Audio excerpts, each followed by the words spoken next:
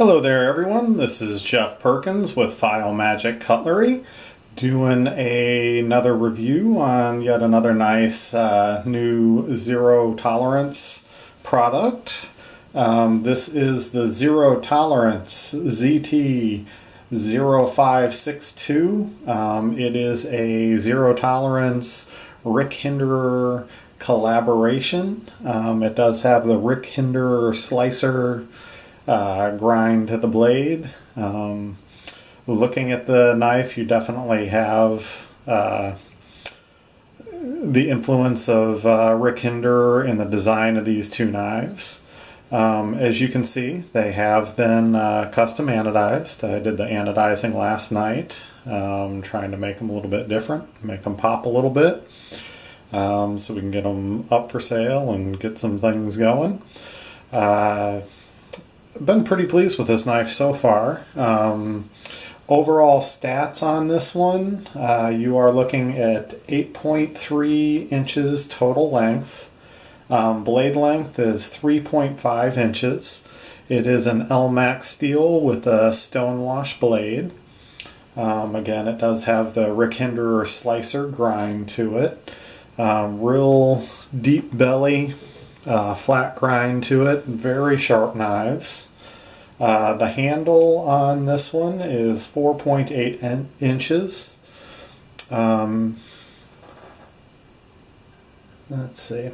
This is the less fancy of the two. This is the G10 version. So you've got G10 and you've got the blade is LMAX steel. This one's serial number is 2463. I did something a little different with these. I've started playing with doing some splattered patterns and that kind of thing. So we went with a light blue background anodizing. You can see if you look through, there's even a little bit of variation in the blue and the light in the background. I was playing with different splatter patterns, that type of thing. So there's a little bit of a lighter blue splatter pattern in the background as well as the much more apparent deep blue and purple in some areas. I was playing with trying to get multicolors in the splatter and that type of thing, and this one turned out pretty good. I'm pretty pleased with it. Looks really good.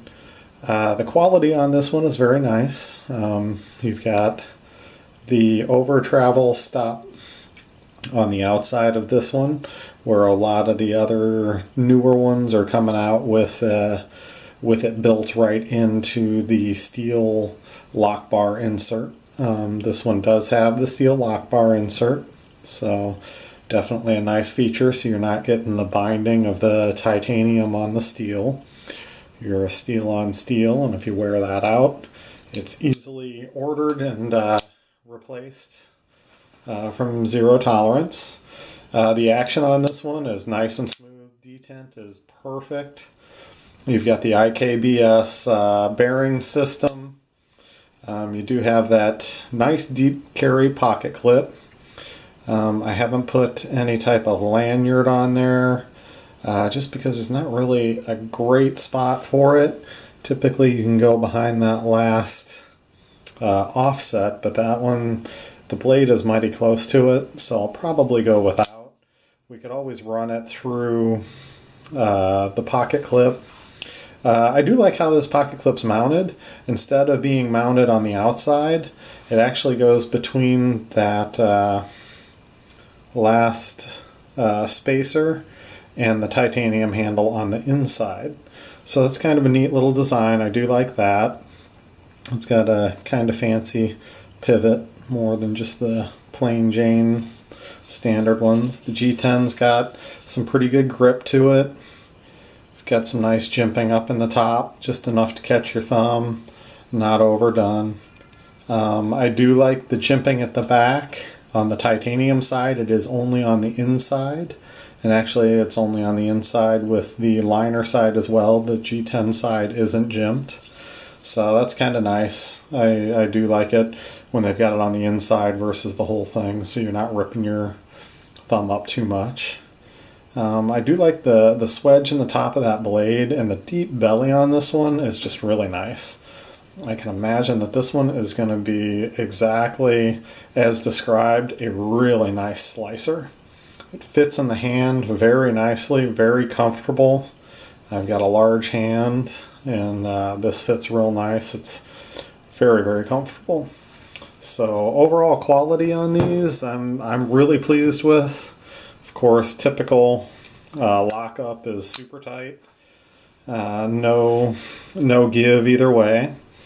This one I went with a little bit darker blue, and then I just left the straight titanium for the splatter. So that one turned out kind of different. I like the way it popped. Originally I was going to put some purple in there or something like that, but it looked nice. It stood out nicely. Overall pattern is pretty good. I mean, it is just a splatter pattern done with some paint in the anodizing process. Oh, you can see a spot where there's a little bit of that yellow fingernail polish in there still, so I've got to go ahead and clean that out. That, of course, will be out of there by the time I go to sell it. You can see on my fingers, I've still got quite a bit of the fingernail polish on my hands. It took quite a bit to get all of that off and that type of thing. But the pattern looks real nice. The action on these things is exactly what I've come to expect with the zero tolerance. Nice and smooth. Fits the hand really well. I do like the titanium on this one. As all of you know, if you get your fingers all over it and fade the titanium coloring with the anodizing, all you need to do is spray a little Windex, wipe it off, dry it off, and that color pops right back. You can kind of see the color changing. The dark color is where it's wet, and then as you dry it off, it lightens right back up and looks really nice. It pops well. So I was pretty excited to get these two done. This is my first experience with the 0562s. I must say that I am very happy with the design. I do have a couple of the 0562 CFs on back order, so hopefully they'll be coming in soon. And then you'll be into the 390 steel with the carbon fiber handle, just like that zero tolerance Emerson collaboration. They've got the two different models, one with the G10, one with the carbon fiber. Of course, I'm a little more partial to carbon fiber just because it's a little fancier, and it is a slight bit lighter, but I just like the overall look, and it's kind of nice to get a couple knives with the M390 steel in it as well. But I have had absolutely no problems with the LMAX. I know in the past there were some issues with heat treat on LMAX with some of the production knives. I've owned a number of the zero tolerance knives with the LMAX, the 770. I've had a bunch of the 560s, and I personally have had absolutely no problem with edge retention on the LMAX or any problems along those lines. So in my experience, the LMAX has been another very high quality steel. I've only got one of the 620s that I carry in the M390, and honestly I'm not noticing a terribly huge difference in edge retention or anything like that. Well, thank you for tuning in for the video, and I will see you on the next one.